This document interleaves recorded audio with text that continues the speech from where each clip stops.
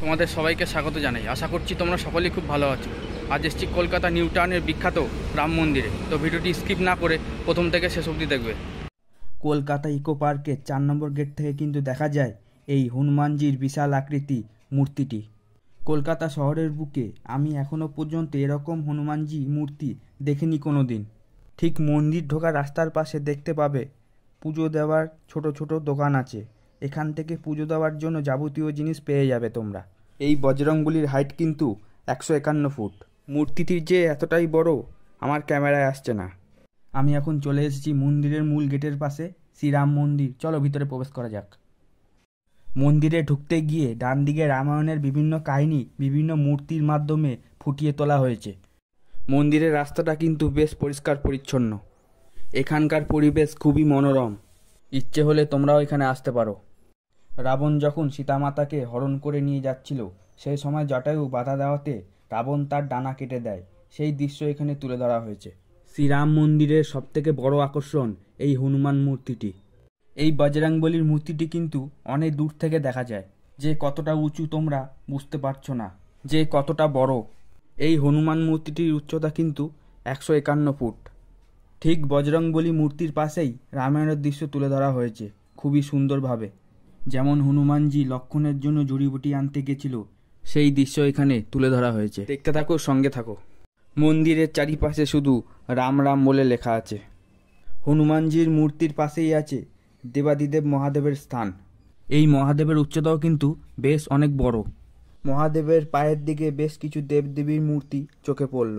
এখানে মহাদেব কিন্তু ধ্যান অবস্থায় আছে। হনুমানজির মূর্তির বাঁদিকে কিন্তু মহাদেব বিরাজমান। এখানটাতে অনেক দেবদেবীর মূর্তি আছে, যেমন গণেশ, কার্তিক, নন্দী মহারাজ এবং মা গঙ্গা। এই মহাদেবের মূর্তিটি খুব অপূর্ব সুন্দর। মহাদেব যেখানটাতে আছে সেখানে জলাশয় করা হয়েছে। সামনে দেখতে পাবে মূল মন্দিরের আরেকটি গেট। গেটের ঠিক পাশে রয়েছে একটা সাপের মতো মুখ। এই মুখের ভিতর থেকেও তোমরা মন্দিরে যেতে পারবে। এখানে দেখতে পাচ্ছি একটা বেলগাছ।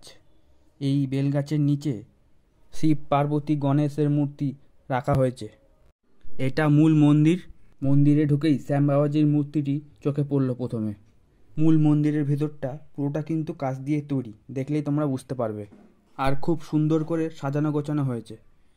মূল মন্দিরের ভিতরে রামায়ণের চিত্র অঙ্কন করা হয়েছে। এখানটাতে বিভিন্ন দেবদেবীর কাহিনী চিত্রের মাধ্যমে ফুটিয়ে তোলা হয়েছে।